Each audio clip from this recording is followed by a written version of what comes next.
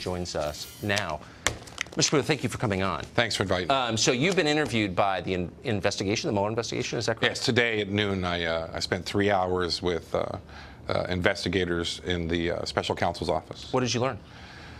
I learned they're still looking at Russian collusion. They're still looking for it. While I wouldn't be asked about charges of obstruction or asked about financial crimes, I was there during the time when they believed that Russian collusion was initiated. That would be the only thing that they would ask me about. That certainly is the only thing we talked about. That's not the only thing you talked about. No, that is the only thing we talked about. In my mind, if anybody thinks that Russian collusion is off the table, they haven't visited with the Mueller team. Was there Russian collusion?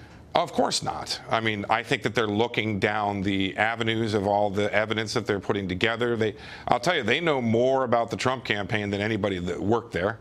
And they know more about what I did in 2016 than I do myself. Well, I hope so. They really do. They spent a lot of money and a lot of time looking into it. They have. So what are they looking at specifically? Like, what did you learn? Where do they think the collusion took place? I don't really want to interfere with the investigation. I was warned about that. They warned you not to talk about it. Well, they warned me to be careful about interfering with exercising your freedom of speech. Well, they're not for that, is that right? I get that, but my attorneys... I get that. It's the center of our country. I get that, but I'm just saying my attorneys also asked me to be careful about this, but I can tell you they're looking So they're threatening and intimidating you, basically, it sounds like.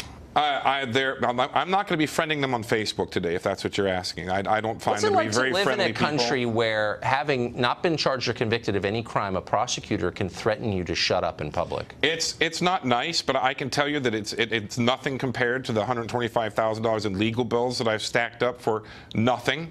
It's nothing compared to the death threats that my family and I are getting. It's nothing compared to the piece of a sniper rifle that came in the mail to my wife last month. It's nothing compared to the way that they're trashing my family. What's happening to me and my family is happening to many other people in this investigation, and I'm just a witness. I can't imagine if somebody's a subject or a target what they're going to go through. But I can tell you this. Wait, can I just back up for one sec? Since you just spoke to the investigators today, when they suggested, in the way that the mafia suggests, maybe you shouldn't do that.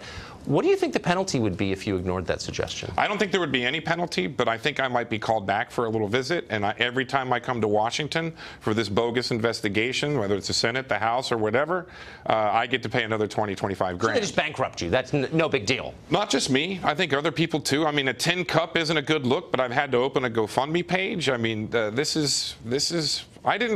I certainly didn't sign up for this when I went to work for the Trump campaign, and I will never, ever work on another Republican campaign for as long as I live. I mean, and I think that's part of this, Tucker.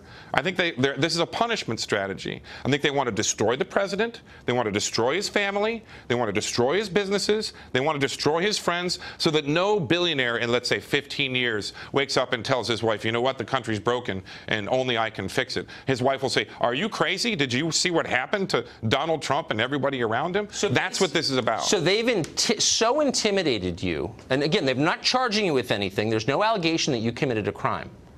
But they've so intimidated you that you can't talk about your conversation on this show right now, and you're retiring from campaign politics forever. I'm never going to work on a Republican campaign again unless somebody legally indemnifies me. Clearly, these lawsuits after the fact are the new Democratic strategy. When you lose, you still win.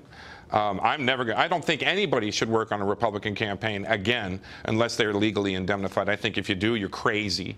My legal fees are going to be at least $125,000. That's more than I make in a year. That's more than where I live in East Aurora, New York. That's more than most people in my town make. And I don't know how we're going to pay that off, me and my family. But that's Washington money. That's New York money. Well, it's disgusting. Well, I can can this. Anyway, we're almost out of time.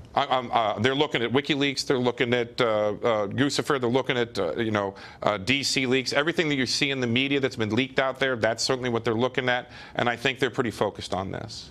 It's unbelievable. Michael, thank you. Thank you. Godspeed.